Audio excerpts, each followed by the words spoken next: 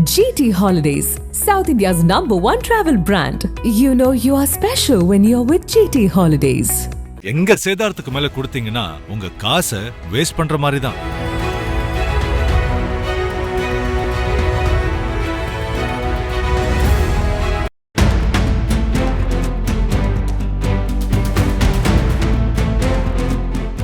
தமிழக மாஜி பாஜக தலைவருக்கும் அகில இந்திய பாஜக தலைமைக்கும் இடையே பெரிய சண்டை நடந்து வருகிறது.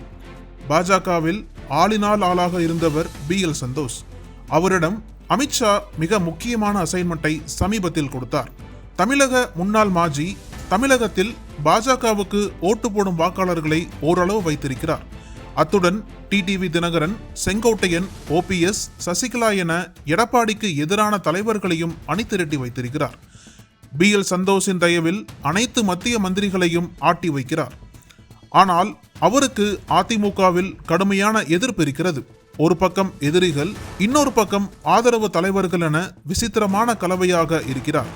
அவர் மீது ஊழல் குற்றச்சாட்டுகள் ஏராளம். நான் ஒரு பிசினஸ்மேன் என கூறிக்கொண்டு ஊழலில் சம்பாதித்த சொத்துக்களை வெளிப்படையாகவே முதலீடு செய்து வருகிறார். தமிழக அரசியலில் பாஜகவின் பிம்பத்தையே நிர்மூலமாக்கி வருகிறார். இவரது மச்சான் நடத்தும் அண்ணாமலையார் செங்கல் குவாரியை வருமான வரித்துறை ரைடு செய்தது. அதில் 400 கோடி ரூபாய் அளவில் தமிழக பாஜகவின் முன்னாள் தலைவர் முதலீடு செய்தது கண்டுபிடிக்கப்பட்டது. தமிழக பாஜகவின் முன்னாள் தலைவரின் மச்சான் இன்று கோவை பகுதியில் மிகப்பெரிய பைனான்சியராக உருவெடுத்துள்ளார். நூற்றுக்கணக்கான கோடிகள் அவர் கையில் புரள்கிறது. அவரிடம் கடன் வாங்குபவர்களுக்கு இன்கம் டாக்ஸ், அமலாக்கத்துறை தொந்தரவுகள் எதுவும் இல்லை என தமிழக முன்னாள் பாஜக தலைவர் கேரண்டி அளித்து வருகிறார். இது தவிர கோவையில் அவரது நண்பர் சேரலாதன் மூலம் ஒரு கம்பெனியை தொடங்கி கோவையிலிருந்து நீலாம்பூர் செல்லும் வழியில் ஏக்கர் கணக்கில் நிலம் வாங்கி ரியல் எஸ்டேட் செய்து வருகிறார். அவரது ரியல் எஸ்டேட் வியாபாரம் ஈசா மையத்தை ஒட்டிய இக்கரை போலுவாம்பட்டி கிராமத்திலும் தொடர்கிறது. சமீபத்தில் பெங்களூருவில் 2500 கோடி ரூபாய்க்கு வீடுகளை கட்டி விற்கும் நிறுவனத்தை அவரது மனைவியின் தம்பி மூலம் தொடங்கி இருக்கிறார்.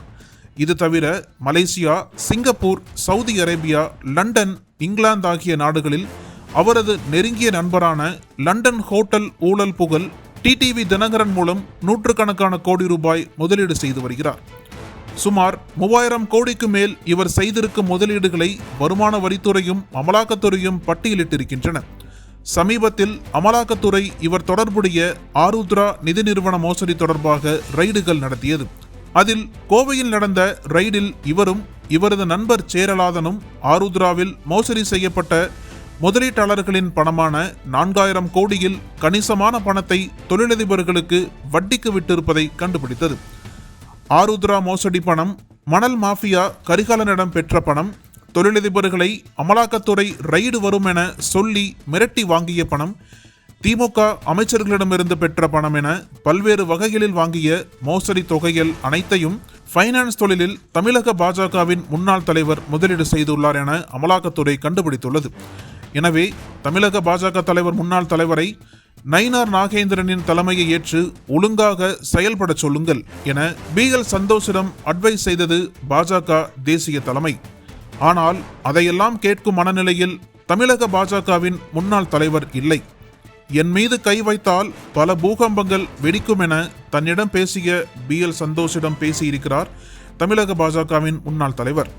அத்துடன் கும்பகோணத்தில் BL சந்தோஷ் மற்றும் அமித்ஷாவின் பிரதிநிதிகளாக நியமிக்கப்பட்ட இருவர் தலைமையில் கூடிய பாஜகவின் தமிழ் மாநில மத்திய குழு கூட்டத்திற்கும் செல்ல மறுத்துவிட்டார்.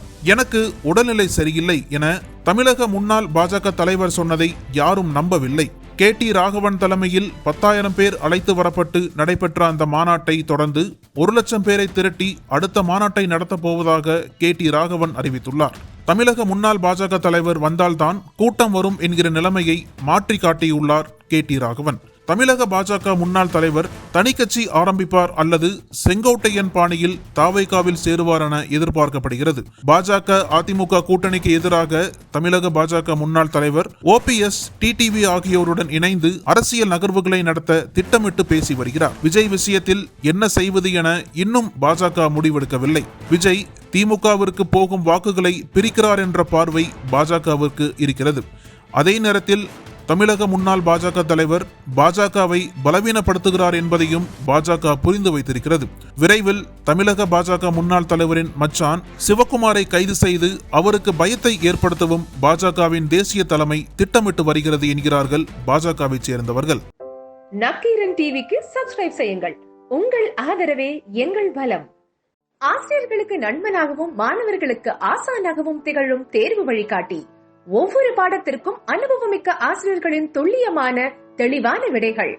CNC இருக்கு, தேர்வு பயம் எதற்கு? இது தீரன் பப்ளிஷிங் ஹவுஸ் விற்பனை வெளியீடு.